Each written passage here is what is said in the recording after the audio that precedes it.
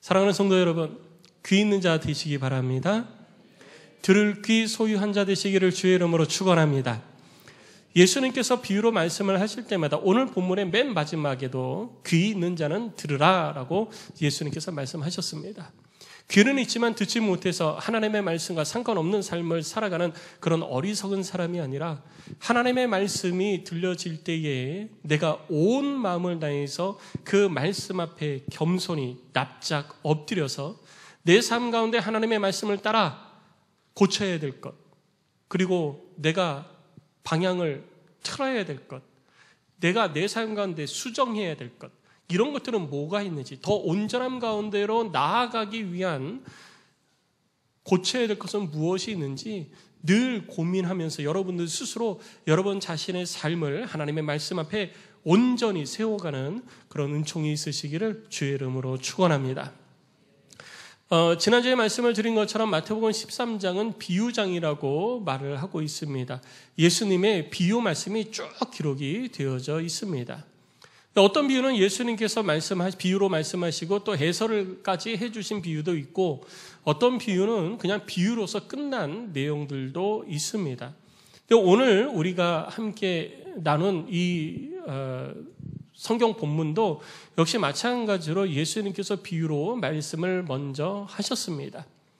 비유로 말씀을 먼저 하시고 난 이후에 해가 졌는지 아니면 배가 고팠는지 그 이유는 몰라요. 그 이유는 안 써 있으니까.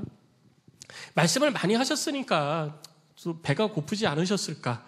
식사를 좀 하셔야 되지 않았을까? 아니면 이 말씀만이 아니라 여러 말씀도 하셨겠죠.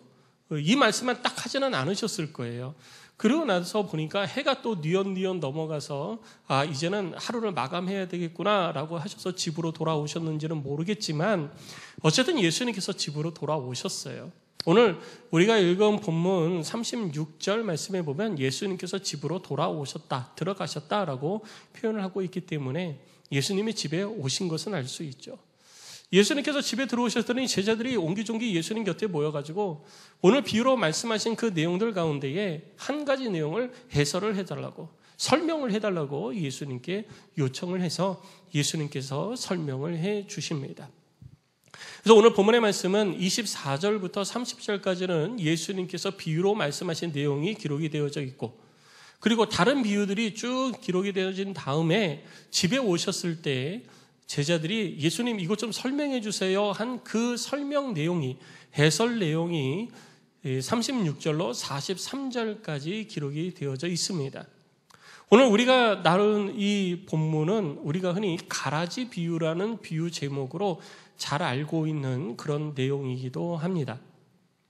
오늘 내용을 살펴보면서 우리들의 삶 가운데 주시는 예수님의 교훈의 말씀을 다시 한번 가슴에 새기고 우리들의 삶의 변화를 이루어가야 될 방향을 다시 한번 재정립하고 그 하나님의 가르침대로 삶을 살아가는 저와 여러분들이 되어지시기를 주의 이름으로 축복합니다.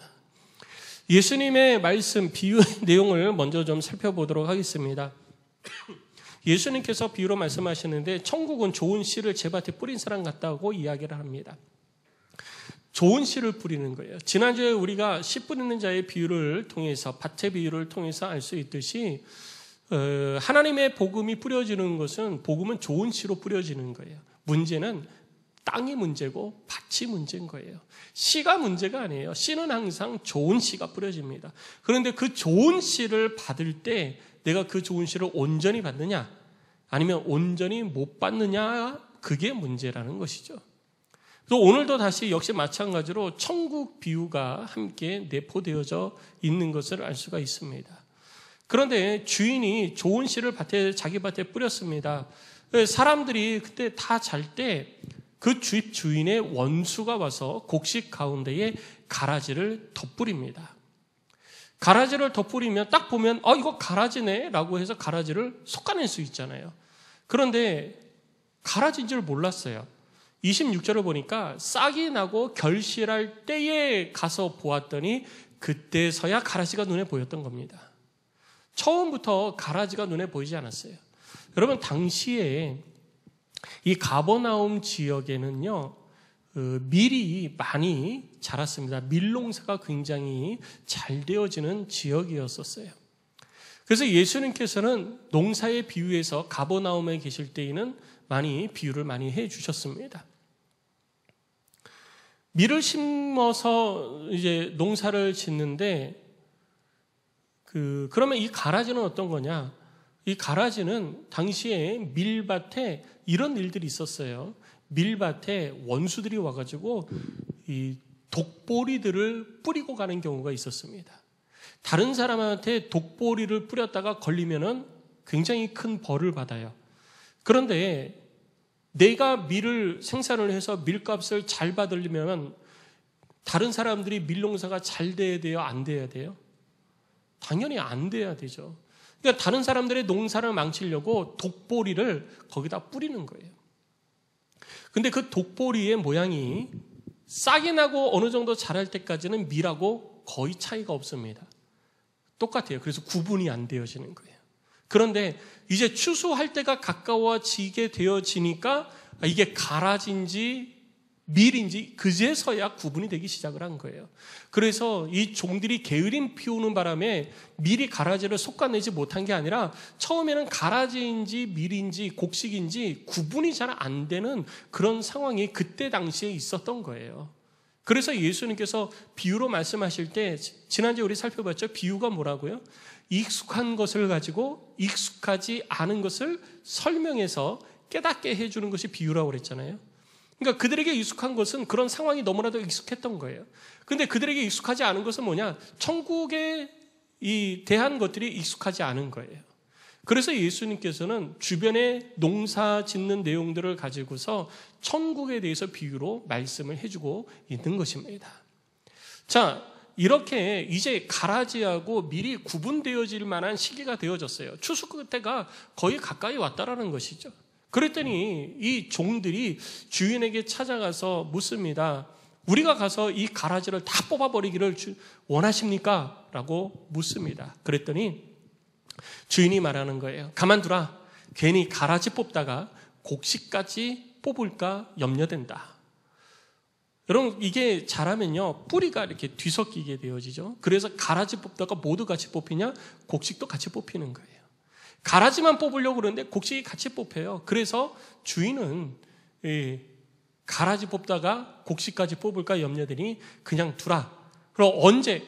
추수 때가 되면 싹 베어버릴 거니까 싹 베어버리고 나서 30절 말씀에 기록한 것처럼 추수꾼들에게 말해서 가라지는 먼저 거두어서 불사르게 단으로 따로 묶어두고 그리고 곡식은 모아서 내 곡간에 넣으라 라고 이야기를 하겠다라는 것이죠. 자, 이렇게 예수님께서 비유로 말씀하셨는데 제자들이 이걸 못 알아들었나 봐요. 깨닫지를 못했던 거예요. 들을 귀 있는 자가 되지 못했었던 것이죠. 그래서 제자들이 집에 돌아왔을 때 예수님께 이 비유에 대해서 설명 좀 해주십시오라고 요청을 합니다. 36절 말씀을 보면 밭의 가라지 비유를 우리에게 설명해 주세요 예수님이라고 요청을 하죠. 그래서 예수님께서 앞에 언급한 가라지 비유를 직접 해설을 해 주십니다. 그러니까 제가 따로 설명드릴 이유가 없어요. 예수님 설명 들으면 저자직강인데 굳이 뭐 제 설명이 필요하겠습니까? 그렇죠? 이런 성경이 이렇게 되어 있으면 너무 좋을 것 같아요. 예수님이 말씀하시고 설명해 주시고 그럼 주석도 필요가 없고 성경 사전도 필요 없고 아무 필요 없고 어쩌면 목회자도 필요 없을지도 몰라요. 근데 예수님이 또 다 설명을 안 해주셨어요. 그러다 보니까 우리가 이제 해설이 필요하게 되고 주석이 필요하게 되어진 건데 오늘 본문의 말씀에 있어서만큼은 예수님께서 직접 해설을 해주셨어요. 예수님의 해설을 한번 볼까요? 우리 37절 이하에 예수님의 해설이 기록되어져 있습니다. 먼저 좋은 씨를 뿌리는 사람은 누구냐? 인자다. 곧 이 땅에 오신 예수 그리스도. 사람의 옷을 입고 이 땅에 오신 예수 그리스도라는 것입니다. 그러니까 예수님께서 이 땅에 오셔서 뭐를 뿌려요? 씨를 뿌리는 거예요. 그런데 그 씨가 무슨 씨? 좋은 씨. 네, 그렇습니다. 예수님께서 좋은 씨, 곧 천국 복음의 좋은 씨를 이 땅의 모든 사람의 마음밭에 막 뿌리는 거예요. 막 뿌렸습니다. 그랬더니 38절에 밭은 세상이요, 좋은 씨는 천국의 아들들이요, 가라지는 악한 자의 아들들이요. 자, 여기서 우리가 주의할 것은 아들들이라고 표현을 하다 보니까 이게 뭐지? 좋은 씨는 천국의 아들들이라고 그랬으니까 이거는 혹시 천사들을 얘기하는 게 아닌가? 또 악한 자의 아들들이라고 그랬으니까 이것은 사탄 혹은 귀신, 이것을 이야기하는 게 아닐까라고 생각을 할 수 있는데, 뒤에 보면은 마귀가 누구고 천사가 누군지가 설명이 나와요. 그래서 이 부분은 우리가 천사 혹은 마귀로 해석을 하기보다는 천국의 아들들이요 라고 표현되어진 것은 의로운 일, 곧 천국 복음을 의미하는 것입니다. 천국 복음을, 좋은 씨는 천국 복음을 이야기하는 것이고, 악한 자의 아들들은 뭐냐? 천국 복음과 상관없는 죄를 이야기하는 거예요. 열매들이죠. 그래서 천국 복음과 죄에 대해서 이야기를 하고 있는 것입니다. 그러니까 세상이라는 밭에 복음이라는 좋은 씨가 뿌려졌는데, 이 복음은 하나님의 좋은 말씀이라는 거예요. 그런데 가라지는 뭐냐? 하나님의 말씀, 그 좋은 말씀과 상관없는 이 땅의 죄악들이라는 것이죠. 그런 것들이 이 땅에 있는데, 문제는 뭐냐 하면 39절입니다. 가라지를 뿌린 원수는 마귀다. 그러니까 마귀가 가라지를 뿌렸다라고 하는 것은 마귀가 뿌린 것을 통해서 죄가 지어진다, 죄가 맺혀진다라는 거예요. 마귀가, 가라지를 뿌린 원수는 마귀요, 추수 때는 세상 끝이요, 추수꾼은 천사들이라. 추수꾼은 천사들이에요. 그래서 이 땅에 하나님의 뜻을 종으로 이루어가는 천사들을 말하는 것입니다.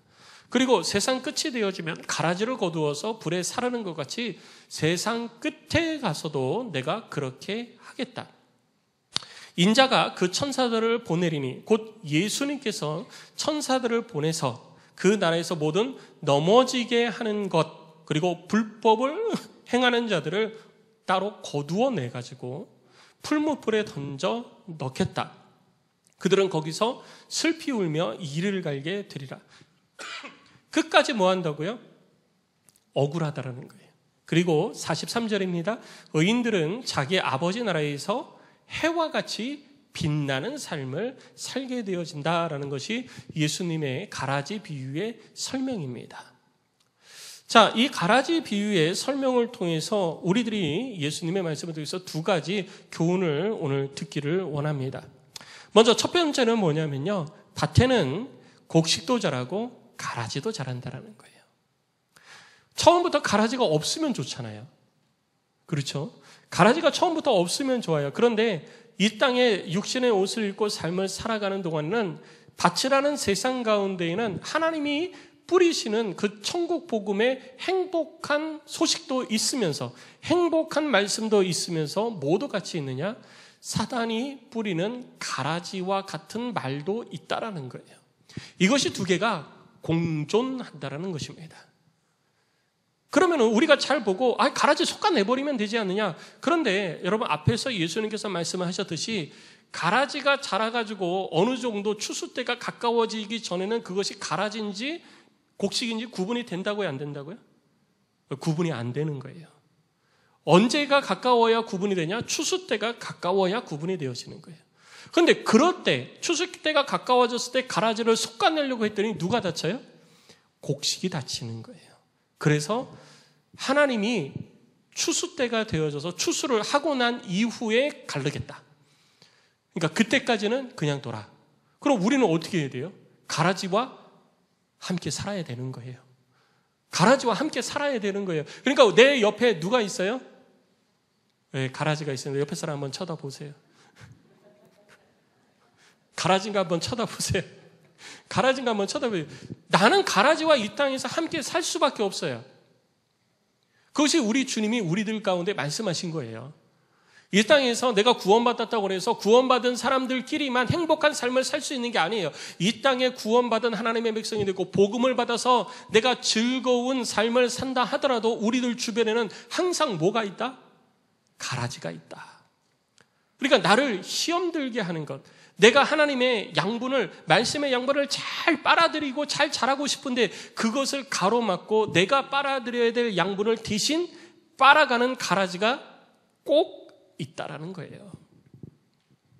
그럼 교회 안은 어떨까요? 교회 안도 세상입니다. 교회도 세상 가운데 있는 거예요. 그래서 교회 안에도 뭐가 있을까요? 네, 가라지가 있습니다. 목사님, 교회 안에도 가라지가 있다고요? 예, 있습니다.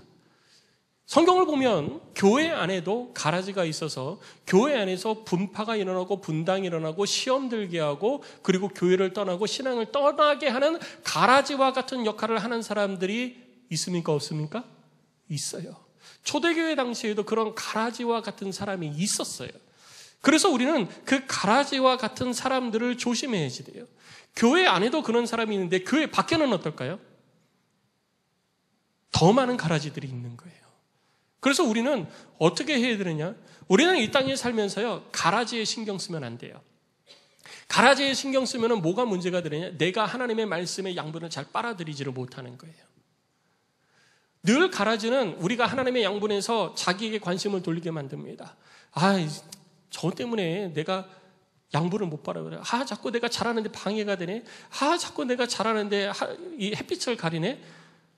그렇게 시기와 불평과 불만이 내 속에 가득하게 만드는 거예요. 여러분, 가라지의 특징이 뭔지 아세요? 여러분 41절을 보면요, 가라지의 특징이 있어요. 가라지의 특징이 뭐예요? 네, 그 나라에서 모든 넘어지게 하는 것과 불법을 행하는 자들. 이게 가라지의 특징이에요. 그냥 자기가 하나님의 말씀이 들려지는데도 하나님의 말씀 앞에 불순종하고 하나님의 말씀과 상관없는 삶을 자기만 사는 게 아니라 다른 사람들로 하여금 하나님의 말씀을 따라 살아가지 못하게 넘어뜨리는 거예요. 이게 가라지의 특징인 것입니다. 그러니까 누가 가라지가 내 옆에 있으면요, 나로 하여금 하나님의 말씀 가운데 잘 자라지 못하라고 항상 방해해요. 불평, 불만, 시기, 질투, 당짓는 것, 이런 것들을 통해서 자꾸 내 마음이 하나님께로 쏠리지 못하고 자기에게, 가라지에게 자꾸 신경 쓰이게 하는 거예요. 그래서 우리는 어떻게 해야 되냐? 그거 끊어내야지 되는 거예요. 그거 끊어내야지 되는 거예요. 그거 끊어내고 어디에 집중해야 되느냐? 내가 하나님이 베풀어 주시는 은혜의 양분을 계속해서 빨아내야지 되는 거예요. 그래서 그 양분으로 나를 채워가야 내가 가라지가 있건 없건 좋은 곡식으로 자라가서 많은 열매를 맺을 수 있는 것입니다. 그런데 가라지가 옆에 있다고 자꾸 가라지 신경 쓰다 보면요, 내가 못 자라는 거예요. 가라지는 항상 우리 곁에 있어요. 그냥 그대로 내버려 두세요. 문제는 내가 가라지처럼 되면 안 된다라는 것이죠. 그래서 가라지에 신경 쓰지 마세요. 그냥 내버려 두세요. 여러분들 주변에 누가 불평하고 불만하고 시기하고 막 여러 소리 하면요, 내 옆에 가라지 있구나. 그냥 그대로 내버려 두세요. 그냥 내 옆에 가라지 있구나. 그냥 내버려 두고요. 그 가라지는 누가 어떻게 한다고요? 내가 그거 하다가 누가 다쳐요? 네, 내가 다치는 거예요. 그 가라지 솎아내려고 하다가 오히려 내가 다칩니다. 그래서 내가 가라지를 솎아내려고 하는 것이 아니라 가라지는 누가 솎아내요? 우리 주님이 솎아낼 거예요. 그러니까 가라지를 내가 솎아내려고 하지 말고 우리 주님이 솎아낼 거니까 나는 내가 해야 될 일에 집중해야 되는 거예요. 내가 해야 될 일이 무엇입니까? 하나님의 은혜 가운데 거하는 것입니다. 하나님의 말씀의 양분을 내가 쭉쭉 빨아 당겨야지 돼요. 그 말씀에 집중해서 내가 자라가는데 힘써야 내가 열매를 맺는 거지, 가라지 옆에 있다고 그래가지고 내가 받아야 될 하나님의 거룩한 은혜, 그 은혜를, 영적인 그 충만한 은혜를 내가 받지 못하면 다 빼앗겨 버리는 거예요. 결국 열매를 내가 못 맺는 거죠. 가라지의 특징을 알아야지 돼요. 자기만 죄를 범하는 게 아니에요. 우리들을 꼭 걸어 넘어뜨리게 하는 것입니다. 그래서 우리는 항상 우리들 주변에 가라지가 있어도 신경 쓰지 말아야지 돼요. 그리고 오히려 그 자리를 피해야 되는 겁니다. 가라지가 있으면 옆으로 자라가세요. 옆으로 그 가라지와 자꾸 함께 하려고 하지 마세요. 함께 해봤자 내가 늘 내 입에서도 같이 불평 불만이 나오는 거예요. 당짓는 게 나오는 거예요. 그래서 여러분, 이단은 어디에서 출발해요? 네, 교회에서 출발하죠. 이단을 한문으로 뭐라고 그래요? 한자로? 무슨 이단을 뭐라고 쓸까요?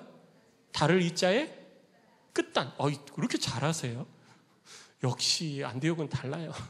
달을 위해 끝단자를 쓰는 거예요. 그러니까 처음에는 구분이 돼요, 안 돼요? 안 돼요. 그래서 구분이 안 되니까 어떻게 해요? 같이 자라는 거예요. 교회 안에서 하나님의 말씀을 가지고 같이 자라요, 같이. 그래서 언제까지 같이 자라요? 진짜 열매를 맺을 때까지. 이단이요, 열매를 맺을 때까지 계속 같이 자라요. 그리고 마지막에 언제 딱 구분이 되어져요? 추수할 때. 추수할 때 다 돼서 끝자락에 가가지고 구분이 딱 되어지는 거예요. 아, 저거 가라지구나. 그러니까 우리들의 삶에도요, 처음에는 나하고 신앙생활 하는데 너무 좋아요. 괜찮아요. 이 사람 막 말도 잘 통하고요. 같이 기도도 하고요. 예배도 드리고요. 같은 가정교회에서 막 으쌰으쌰 하면서 막 해요. 전도도 열심히 하고 막 해요. 성경도 많이 읽고 막 해요. 그런데 어느 순간부터 자꾸 이상하게 이 사람만 만나면 막 불평, 불만, 시기, 질투, 당짓는 거, 은혜 안 되는 얘기가 계속 되어지는 거예요. 그런데 그렇게 된다고 해서 그 가자를 확 쳐버리면 어떻게 될까요? 네, 같이 있는 사람까지 다 쳐버리는 거예요. 같이 있는 사람은 가라지가 가라지인지 아니면 곡식인지 좋은 곡식인지 잘 구분이 할까요? 못할까요? 네, 잘 못하는 거예요. 그래서 우리는요, 누가 가라지인지 자라기 전에 판단할 수 있는 지혜를 달라고도 하나님 앞에 기도해야 되는 것입니다. 그게 없으면요, 우리는 내 주변에 가라지 끼고 살 수도 있는 거예요. 누가 병들죠? 내가 병드는 거예요. 내가 병들어요. 그래서 항상 내 주변에 가라지가 있다라는 것은 기정사실이에요. 가라지 있다. 여러분 그렇게 생각하세요. 그렇지만 난 그 가라지와 상관없이 하나님의 은혜의 말씀 가운데 거한다라는 의지를 가지고 말씀 안에 거하기 위해서 열심히 부담 없이 끊임없이 노력을 하시기 바랍니다.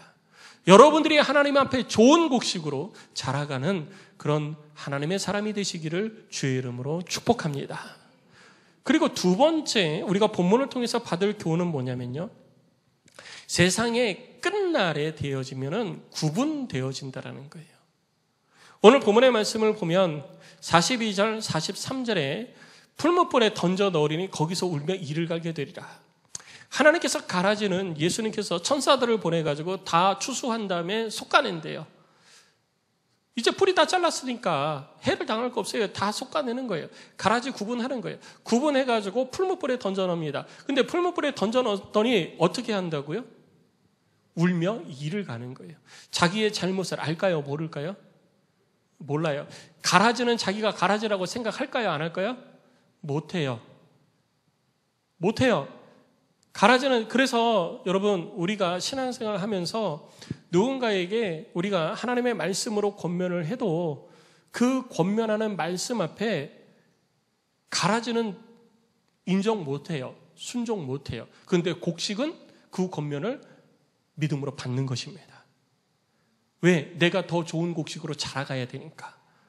내가 고쳐가야 될 게 무엇인지 보고 좋은 곡식은요, 하나님의 말씀으로 훈계가 되어지고 권면되어지면 그 말씀을 받는 거예요. 근데 가라지는요, 안 받아요. 끝까지 안 받아요. 그래서 맨 끝에 풀무불에 던져줘서도 울며 이를 가는 거예요. 내가 왜 여기 있어? 쟤네들은 저기 있는데 내가 왜 여기 있어? 난 여기 있을 자가 아니야. 여러분, 이런 모습들이 바로 가라지의 특징들이라는 거예요. 그러면 곡식은 어떠냐? 곡식은 의인들로 오늘 43절에 표현되고 있습니다. 의인들은 어떻게 하느냐? 자기 아버지 나라에서. 여러분 앞에 예수님의 비유에 30절 말씀을 보면 곡식은 거두어서 예수님이 주인이 어디에다 넣으라? 내 곡간에다 넣어라. 내 곡간에다 넣으라 그랬어요. 내 곡간이 어디냐? 바로 하나님의 나라인 것입니다. 하나님의 나라에 거하게 되어지는 거예요. 근데 하나님의 나라에 거하는 모습이 어떨까요? 오늘 본문의 말씀에 보니까 해와 같이 빛나리라 라고 표현을 하고 있습니다. 예수님께서 천국에 하나님의 나라에 거하는 사람들의 모습이 어떠냐?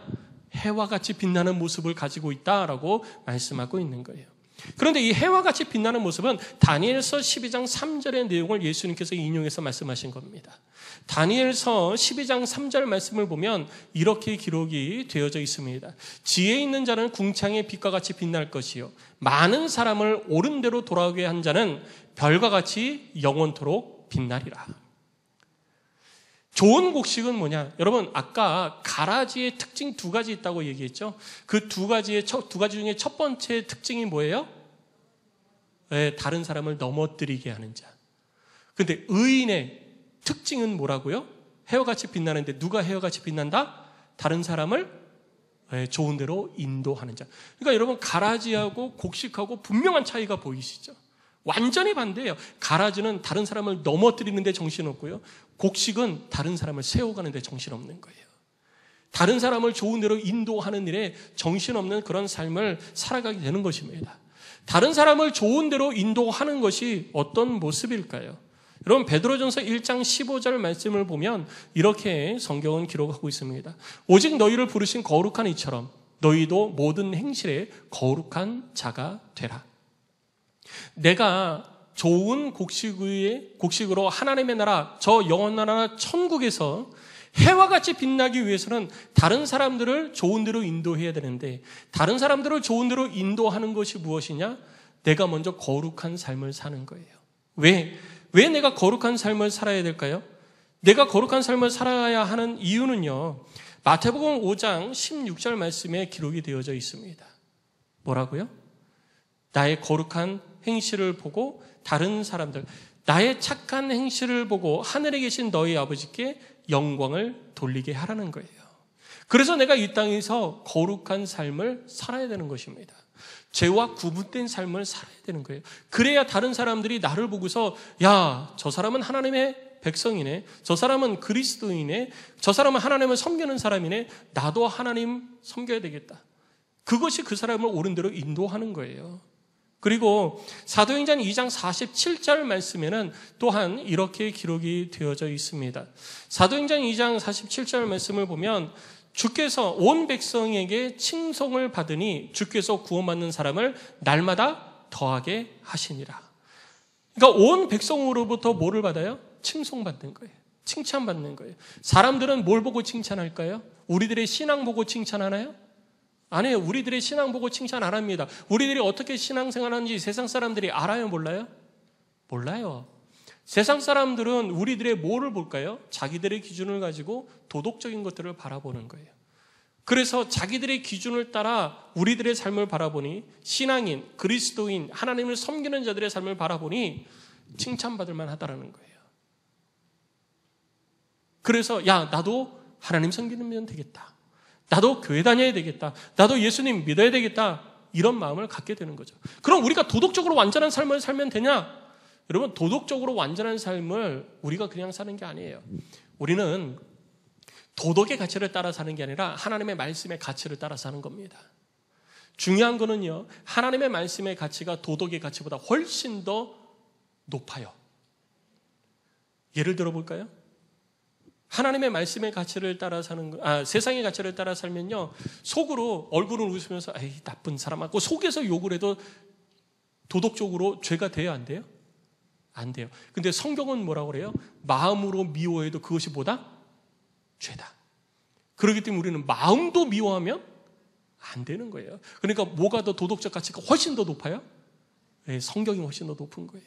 하나님의 말씀이 훨씬 더 높은 거예요. 그래서 우리는 성경을 따라 살면요, 세상 사람들이 우리를 칭송할 수밖에 없는 것입니다. 성경 따라 사시기 바랍니다. 그리고 그렇게 삶을 살아야 다른 사람들이 주께로 돌아오게 되고, 다른 사람들이 주께로 돌아오게 한 내가 천국에서 뭐같이 빛난다? 해같이 빛나게 되는 겁니다. 성도 여러분, 해같이 빛나시기를 주의 이름으로 축원합니다. 다른 사람들 죽어가게 그냥 내버려두지 마세요. 다른 사람들을 걸어 넘어뜨리는 게 아니라 다른 사람들 옳은 길로 인도해야 됩니다. 다른 사람들이 복음으로 돌아오게 해주세요. 다른 사람들이 하나님께로 돌아오게 해주세요. 그것이 우리들이 해야 될 역할입니다. 그것이 의로운 자의 역할이고, 그것이 열매 맺는 곡식의 역할인 것입니다. 코로나 때문에 우리들의 입술에서 복음을 전하는 것이 많이 약해졌어요. 잘못하면 천국에 가 있는데 해같이 못 빛나요. 어떡하시려고요? 천국에 올라갔는데 누구는 해같이 빛나고 누구는 해같이 못 빛나는 사람도 있을 수 있어요.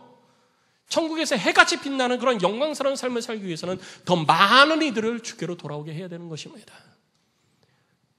2022년 남은 삶, 그리고 우리들의 남은 인생, 더 많은 이들을 주께로 돌아오게 하는 일에 힘쓰시기를 바랍니다. 그래서 마지막 때에 천국에서 해같이 빛나는 그런 은총이 여러분들의 삶 가운데 있으시기를 주의 이름으로 축복합니다.